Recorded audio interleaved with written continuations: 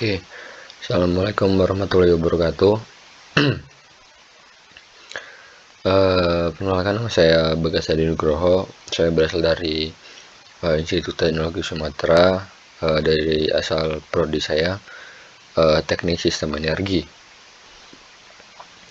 Kali ini saya akan menjelaskan tentang materi listrik statis. Mungkin ini hanya kumpulan rumus ya, rumus yang sering digunakan. Yang pertama itu ada muatan listrik. Apa sih muatan listrik? Ketika seorang siswa menggosok penggaris plastik dengan kain wol, contohnya, kemudian penggaris plastik tersebut bisa menarik potongan-potongan kertas, dapat dikatakan bahwa penggaris plastik dimuati muatan listrik.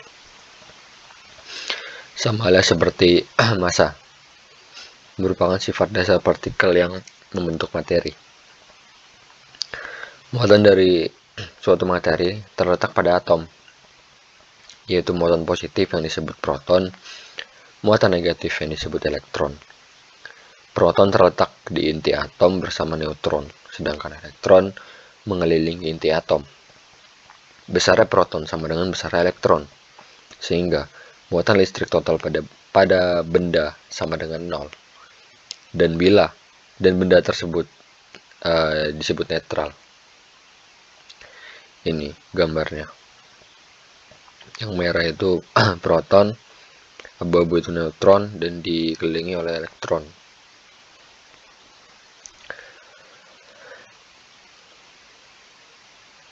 Hukum Coulomb. Besarnya gaya tarik-menarik atau tolak-menolak yang terjadi dirumuskan dalam hukum Coulomb yang dinyatakan oleh Charles Augustin Coulomb tahun 1786. Itu sebagai berikut. Bayangkan Q1 itu sisi negatif dan Q2 itu positif. Dia antara positif dan negatif. Kalau di listrik itu saling tarik-menarik ya. Kalau negatif sama negatif, berarti dia akan tolak-menolak. Selanjutnya, medan listrik. Medan listrik adalah area atau daerah di sekitar muatan listrik. Bisa dibilang tempat lingkup sekitar terjadinya medan listrik. Perhatikan gambar di bawah ini. Arah garis medan listrik jika bermuatan positif keluar menuju muatan negatif. Besar medan listrik dapat dirumuskan sebagai berikut. Rumusnya kuat medan listrik secara matematis, yaitu E sama dengan K dikali Q per R2 atau E sama dengan F per Q. Jadi besar garis listrik juga dapat ditulis dengan F sama dengan K sama dengan Q besar Q kecil per R kuadrat. Dan ini skemanya tentang arah muatan listrik, yaitu muatan positif keluar menuju negatif, muatan negatif yaitu masuk. Jadi bisa dibilang muatan yang keluar dari muatan positif akan masuk ke muatan negatif. Kalau positif ke positif atau negatif ke negatif itu akan saling tolak menolak.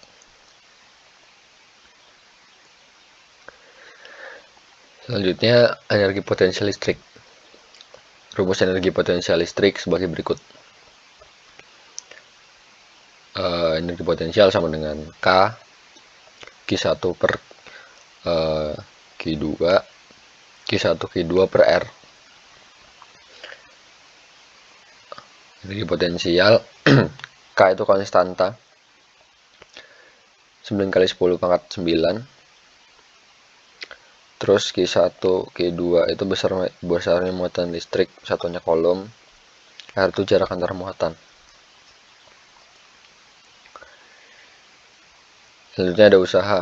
Usaha itu merupakan perubahan energi potensial. Rumusnya sebagai berikut. W sama dengan delta E P. W sama dengan K itu konstanta tadi, Q1, Q2, 1 per R1 min 1 per R2.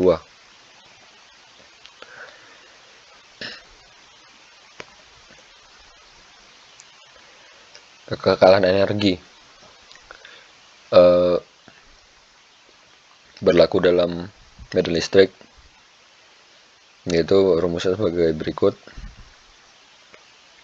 Delta EK sama dengan delta EP. Setengah MV kuadrat sama dengan Q delta V, di mana delta V sama dengan E kali D. E itu kuat medan antar plat, D itu jarak antar plat. Selanjutnya ada potensial listrik. Energi potensial merupakan besarnya energi potensial yang dimiliki muatan satu kolom. Dari definisi tersebut, maka dapat dirumuskan sebagai berikut.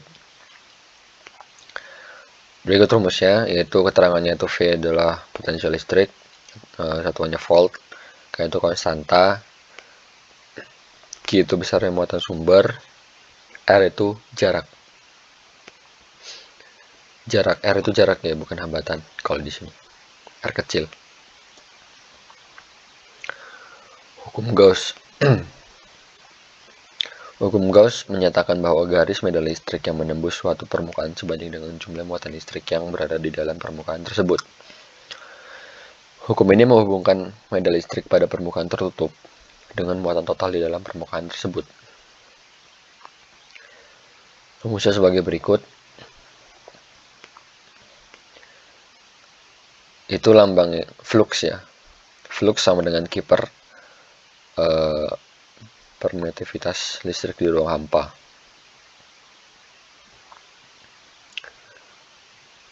Selanjutnya, penerapan hukum Gauss. Bola konduktor bermuatan, yaitu ada bola konduktor berrongga,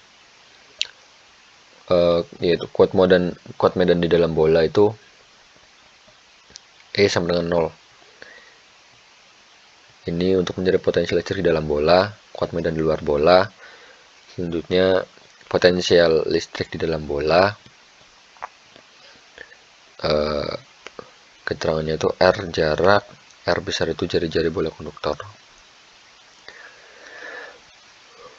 Keping sejajar bermuatan, seperti itu. Keping sejajar bermuatan, gambarnya. Untuk mengetahui kuat medannya itu rumusnya sebagai berikut, yaitu kuat medan listrik di antara keping. Q itu muatan total di dalam permukaan, E0 itu permitivitas listrik di ruang hampa, ketetapan, A itu luas keping, selanjutnya rapatan keping.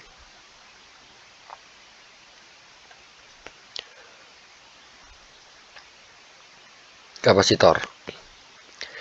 Jadi kapasitor itu berfungsi sebagai komponen elektronik yang digunakan untuk menyimpan muatan listrik.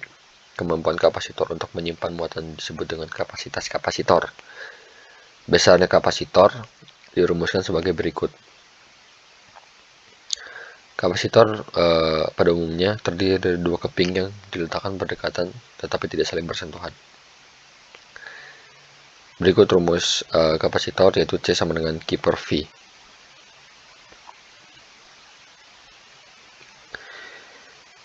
Kapasitor pada umumnya terdiri dari dua keping yang diletakkan berdekatan tapi tidak saling bersentuhan itu. Rumusan kapasitas kapasitor tanpa bahan penyekat itu seperti berikut, yaitu C0 sama dengan E0 A per D.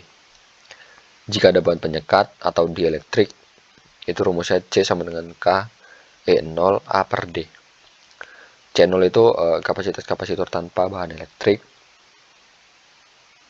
A itu luas penampang, D itu jarak antar plat sejajar, C itu kapasitas kapasitor dengan bahan elektrik, K itu konstanta. Berikut rangkaian kapasitor, rangkaian seri. rumusnya sebagai berikut, yaitu rumus untuk rangkaian seri 1 per C1 sama dengan 1 per C1 tambah 1 per C2 tambah 1 per C3.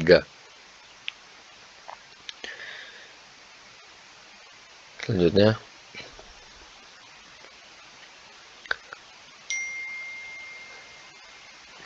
rangkaian paralel.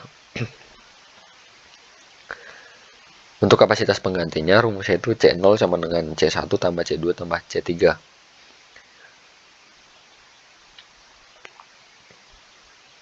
W itu energi yang tersimpan dalam kapasitor, Q itu muatan kapasitor, V itu beda potensial, satunya volt, C itu kapasitas kapasitor, satunya farad.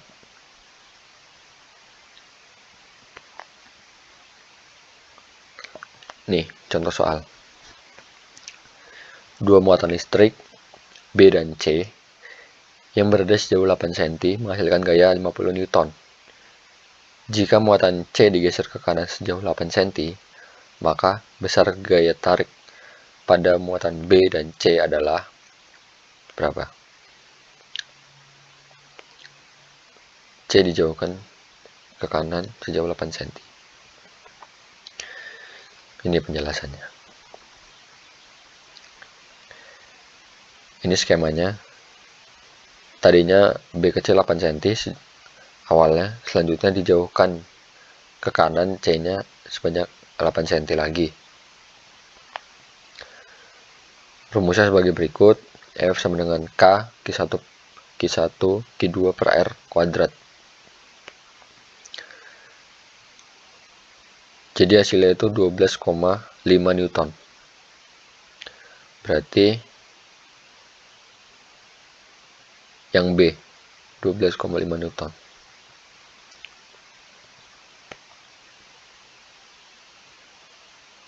Oke. Sekian materi dari saya. Kalau ada salah saya mohon maaf. Kalau ada kekurangan saya juga mohon maaf. Assalamualaikum warahmatullahi wabarakatuh.